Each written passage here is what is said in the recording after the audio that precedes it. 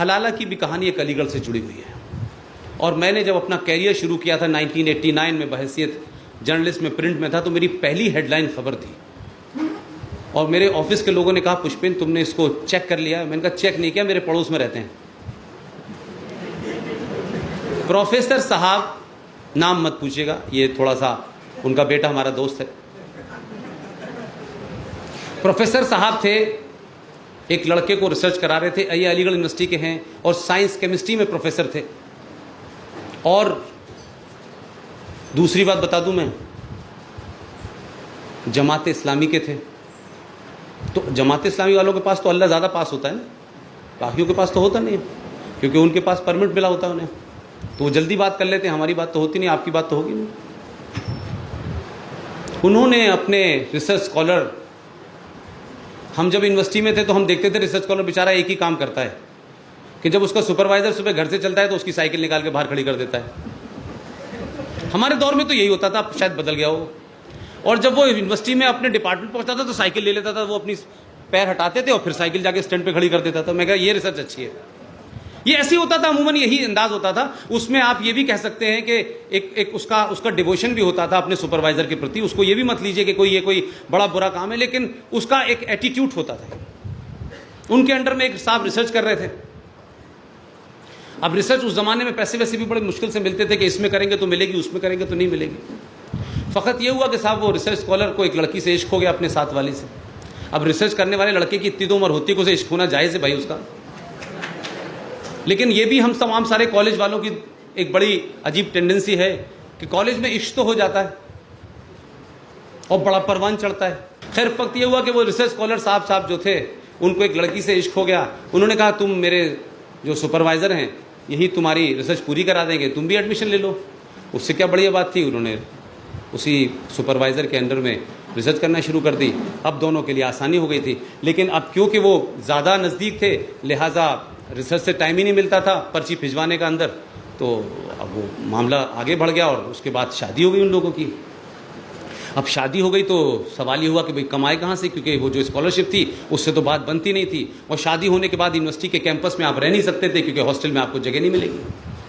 तो कुल मिलाकर के वो पैसे की किल्लत और कुछ चीज़ों की झगड़ा जब शुरू हुआ, तो प्रोफेसर साहब ने ये राय दी अपने स्टूडेंट को कि यार तुम ये क्या तुमने मुसीबत पाल ली है भाई, ये रोज़ रोज़ तुम आते नहीं हो, फलाना नहीं होते, ढिमाका नहीं होते, ये बड़ी चिड़चिड़ चलती रही। ये सब मेरी आंखों देखा किस्सा है, मैं स्टूडेंट था उस वक्त। उन्होंने कहा तुम इसको तलाक दे दो। अब वो लड़का बेचारा बड़ा घबराया। उन्होंने कहा यार अगर इसकी बात नहीं मानी तो रिसर्च गई मेरे हाथ से। खैर वो 2-3 महीने बाद वो तलाक दे दिया। अब जब तलाक दे दिया तो प्रोफेसर साहब बड़े समझदार आदमी थे, ये तो बाद में पता चला। उस वक्त तो वो नमाजी थे भाई, लंबी चौड़ी दाढ़ी थी, टखनों तक उनका कोई पजामा रहता था, 24 घंटे शेरवानी में रहते थे, लगता था अल्लाह के अलावा कोई दूसरी बात ही नहीं करते। अब जब उसे तलाक वलाक दे दिया भाई मेरे, तो कुछ दिन बाद वो पता चला कि उन्होंने लड़के से कहा कि भाई अब तुम क्या करोगे भाई। कि नहीं साहब देखिए ऐसा है, गलती हो गई, फलाना हो गया, ढिमाका हो गया। 1-2-3 महीने के बाद उन्होंने कहा कि तुम शादी कर लो दोबारा से। यानी आप ही ने पहली एडवाइस की और दूसरी भी एडवाइस आप ही ने की। अब उसने कहा कि साहब मैं तो तैयार हूं सर, ज़रा आप उससे कहें, समझाएं। उसको समझाया, वो तैयार हो गई। जब वो तैयार हो गई तो कुरान शरीफ बीच में आ गया। उन्होंने कहा इसमें तो लिखा है कि लड़की अगर तलाक देगी या दोनों के बीच में तलाक हो जाएगा तो उसके बाद अगर दोनों रजामंद हों और दोबारा से शादी करना चाहें तो इस्लाम ये कहता है कि इस लड़की को किसी गैर मर्द से शादी करनी होगी और फिर उसके साथ वो रहेगी और उस मर्जी से रहेगी कि वो जिससे शादी की है वो उसे 1 हफ्ते में छोड़े, 6 महीने में छोड़े, 6 साल में छोड़े। तो भाई ये तरीका है, उसके साथ उसको शादी। तो अब इन्होंने कहा क्या शॉर्टकट तरीका है, इससे बदनामी ना हो। तो केमिस्ट्री के प्रोफेसर बड़े समझदार थे, बोले ऐसा है घर की बात घर में रहेगी, मैं शादी कर लेता हूं। नहीं अभी तो क्लाइमेक्स आई नहीं। No is a real time story, it's not film निकाह। ये निकाह फिल्म नहीं है। उन्होंने शादी कर ली। अब वो लड़का के छोड़ दो इसको, बोले नहीं छोड़ूंगा। आप यकीन मानिए वो लड़का अलीगढ़ में है, हमारे दोस्त बताते हैं पुष्पेन, कभी पत्तों को गिनता है, कभी दीवार को गिनता है, पागल हो गया। और उन साहब ने उस लड़की से शादी करके उसे लीगल तलाक नहीं दिया, तो वो बेचारी कहीं जा नहीं सकती। दोनों बीवियां उनकी, एक गुजर गई, अब दूसरी है, और वो वहीं रह रहे हैं। ये पढ़े लिखे मुसलमान के बारे में बता रहा हूं, जो प्रोफेसर था यूनिवर्सिटी का। तो मेरा कहना यह है कि आप बहस करें, खूब जम के करें। अगर इस देश में रामायण सीरियल का स्क्रिप्ट राही मासूम रजा लिख सकते हैं, और रामायण को और महाभारत को घर घर पहुंचाकर एक एवरेज, मैं भी उसी का मारा हुआ हूं। उसी रामायण जो सीरियल था, उसी से मुझे पता चला कि भीम कौन थे और भगवान राम कौन थे। मुझे नहीं पता था, क्योंकि वहां तो थे ही नहीं। हमारे घर से मस्जिद की दीवार लगी हुई थी, और हमारी माँ अक्सर कहती थी कि तुम कहाँ भाग जाते हो, मैं जाके नमाज पढ़ने भाग जाता था जैसे ही टाइम होता था। तो हमारी जिंदगी तो वो गुजरी। लेकिन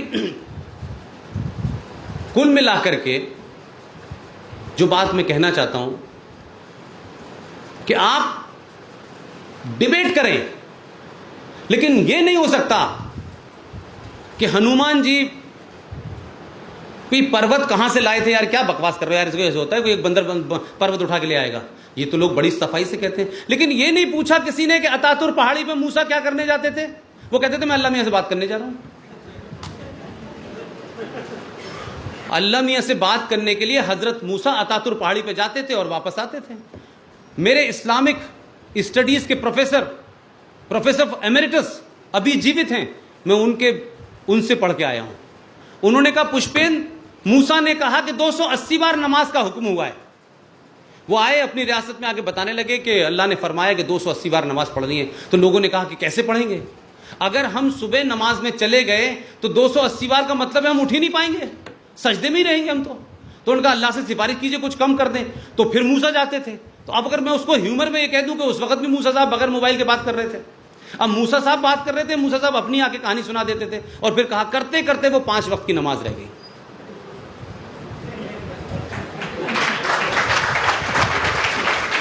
नमाज पढ़ें। और हिंदुस्तान में नमाज का मतलब जानते हैं आप क्या होता है?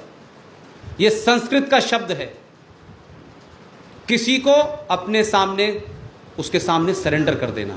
यह संस्कृत का शब्द है।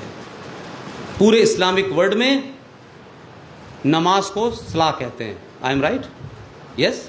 लेकिन हिंदुस्तान के मुसलमानों को इस देश की संस्कृति में शक्कर और चीनी की तरह घोलने के बाद भी जब लोग ये कहते हैं कि अब 7 नहीं हम 17 करोड़ हो गए, अब अलग मुल्क बन जाना चाहिए, तो इस हिंदुस्तान के हिंदुओं को गुस्सा आना चाहिए या नहीं आना चाहिए? इस गुस्से का कोई इलाज है कि नहीं है? और आतंकवाद के बारे में 2 लाइन कह के अपनी बात समाप्त करता हूं कि पूरी दुनिया में जहां भी आतंकवाद हो रहा है, जहां भी हो रहा है, मेजॉरिटी आतंकवाद सक्सेसफुल होता है, माइनॉरिटी आतंकवाद सक्सेसफुल नहीं होता। अगर पंजाब में आतंकवाद सक्सेसफुल हुआ था इसलिए कि वहां मेजॉरिटी सिखों की थी। अगर कश्मीर में आतंकवाद रोज सक्सेसफुल होता है तो इसलिए कि वहां मुसलमानों की वो है। लेकिन अगर इस देश के उन लोगों को जो 800 साल गुलाम रहे, जिनके बारे में कहा जाता है ये कावड़ हैं, ये कायर लोग हैं, ये बेहया लोग हैं, कुछ भी कर लो हिंदू रिएक्ट नहीं करता। लेकिन माफ कीजिएगा, अगर आप दीवार पे जाकर के उसको टिका देंगे, अगर आप उसको बैक टू द वॉल करेंगे, तो 2012 में जो बर्मा में हुआ है वो हिंदुस्तान में ना हो जाए। इस डर के साथ अपने साथियों को समझाइए कि इस्लाम का प्रचार करें, मोहम्मद साहब का प्रचार करें, लेकिन खुदा के वास्ते इस हिंदुस्तान की मेजॉरिटी को उस दूर तक मत धकेलिए कि वो रिएक्ट करना शुरू कर दे। और ये रिएक्शन के बाद फिर न कोई जैसे मोहम्मद होगा, ना हरकुल अंसार होगा, ना दुख्तरान मिल्लत होगी, फिर अल्लाह जाने क्या होगा। बहुत बहुत शुक्रिया। खुदा हाफिज़।